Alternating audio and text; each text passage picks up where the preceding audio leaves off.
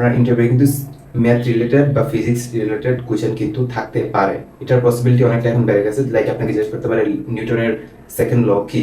আসসালামু আলাইকুম সবাইকে, ওয়েলকাম টু নিউ ভিডিও। আজকের ভিডিওতে কথা বলবো যে চায়না ইউনিভার্সিটিগুলোতে অ্যাডমিশনের সময় বা ইন্টারভিউয়ের সময় আপনাকে কি কি কোয়েশ্চেন করতে পারে। অ্যাডমিশনের একটা ইম্পর্টেন্ট পার্ট হচ্ছে ইন্টারভিউ যদি আপনারা ভালো করতে না পারেন তাহলে কিন্তু আপনার স্কলারশিপের যে পার্সেন্টেজটা এটা অনেক সময় কমে যেতে পারে। আমি একটু আগে আমার একটা ইউনিভার্সিটিতে একটা ইন্টারভিউ ছিল।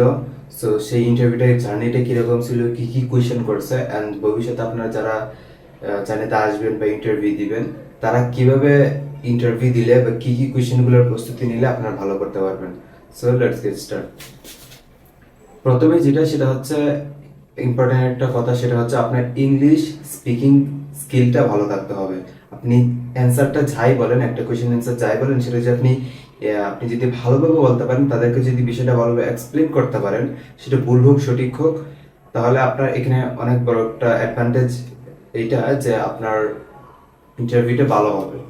আপনি যদি একটা অ্যান্সার জানেন সঠিকভাবে, বাট আপনি এটা এক্সপ্লেনেশনটা সুন্দরভাবে বলতে পারতেছেন না ইংলিশে, বা ইংলিশে আপনার কথাটা ভালোভাবে স্কিলটা তেমন একটা ভালো না, এটা কিন্তু ব্যাড একটা ইম্প্যাক্ট। সো আপনারা যখন ইন্টারভিউ দিবেন এর আগে যে কোয়েশ্চেনগুলো আমি এখন বলবো যে কি কি কোয়েশ্চেনগুলো সাধারণত করে, ওই কোয়েশ্চেনগুলোর আপনি ভালো করে একটু প্র্যাকটিস করে নেবেন যাতে আপনার স্পিকিং স্কিলটা ভালো থাকে। প্রথমে সেটা হচ্ছে আপনি ইন্ট্রোডাকশন জিজ্ঞেস করবে, সেটা আপনি ভালোই জানেন কি অ্যান্সার দিবেন। এরপরে সেটা হচ্ছে আপনি কেন চায়না চুজ করছেন বা কেন এই ইউনিভার্সিটি। সো এগুলো মোটামুটি বেসিক কোয়েশ্চেন, জাস্ট আমি আপনাদেরকে রিমাইন্ড করিয়ে দিচ্ছি। আপনারা কিন্তু এগুলোর একটা প্রিপারেশন নিয়ে রাখবেন। আপনারা বলবেন যে এগুলো তো সহজ অ্যান্সার, এগুলো তো আমি জানি, কিন্তু আপনারা যদি ভালোভাবে এই কথাগুলো বুঝিয়ে তাদেরকে না বলতে পারেন, আপনি যদি স্পিকিংয়ে ভালোভাবে এই কথাগুলো আপনি তুলে ধরতে না পারেন, কেন আপনি চায়না পড়তে আসতে যাচ্ছেন, কেন আপনি ইউনিভার্সিটি চুজ করছেন, সো তাহলে কিন্তু এটা খুবই একটা ভ্যাড একটা ইম্প্যাক্ট করবে আপনার। এরপর সেটা হচ্ছে যারা এখন জানেন 2024 সাল থেকে সিএসসি এর পরীক্ষাটা মাস্ট করে দিয়েছে। সো আপনার ইন্টারভিউ কিন্তু ম্যাথ রিলেটেড বা ফিজিক্স রিলেটেড কোয়েশ্চেন কিন্তু থাকতে পারে।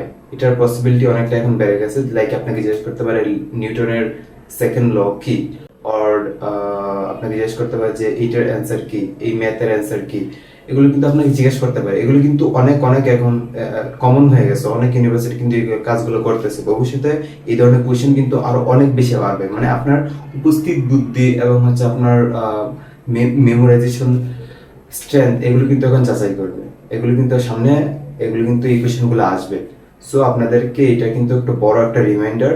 সো আরেকটা কোয়েশ্চেন যেটা করতে পারে সেটা হচ্ছে যে আপনি কেন এই সাবজেক্টটা চুজ করছেন। এটা কিন্তু খুব ইম্পর্টেন্ট একটা প্রশ্ন। চায়না ইউনিভার্সিটি কেন চুজ করছেন এটা অ্যান্সার দিতে পারবেন, বা আপনি সাবজেক্টটা কেন চুজ করছেন, এন্ড আপনার প্রিভিয়াস একাডেমিক কোয়ালিফিকেশনের সাথে এই সাবজেক্টটা ম্যাচ করে কিনা, এটা কিন্তু খুব লক্ষ্য রাখতে হবে। আপনি পড়াচ্ছেন সায়েন্সে, ভবিষ্যতে আপনি আর্টস রিলেটেড সাবজেক্টে যেতে যাচ্ছেন, সো কেন আপনি যেতে যাচ্ছেন বা কি কি ইচ্ছা আপনার, সেটা কিন্তু বলতে হবে। আবার আপনি আর্টস রিলেটেড সাবজেক্টে পড়াশোনা করে ভবিষ্যতে আপনি চায়নাতে সায়েন্স রিলেটেড সাবজেক্ট চুজ করলে এটা কিন্তু আপনাকে কোয়েশ্চেন করবে কেন চুজ করলে, এবং এই রিলেটেড কিন্তু কিছু কোয়েশ্চেন করতে পারে। লাইক আপনি ইলেকট্রিক্যাল আর সফটওয়্যার ইঞ্জিনিয়ারিং সাবজেক্ট আপনি চুজ করলেন, সো সফটওয়্যার রিলেটেড কোয়েশ্চেন কিন্তু কয়েকটা করবে আপনাকে, যে আপনাকে দেখবে যে এটা আপনার আসলে ইন্টারেস্ট আছে কিনা বা আপনার ধারণা আছে কিনা। সো এই বিষয়গুলো কিন্তু খুবই ইম্পর্টেন্ট।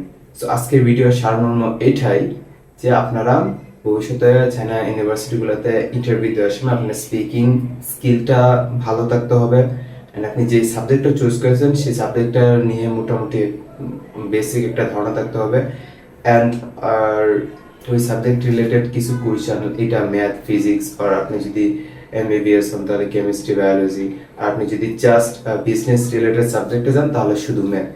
এই ধরনের সাবজেক্টগুলোতে কিন্তু কোয়েশ্চেন অনেক বেশি করবে বা ভবিষ্যতে করবে।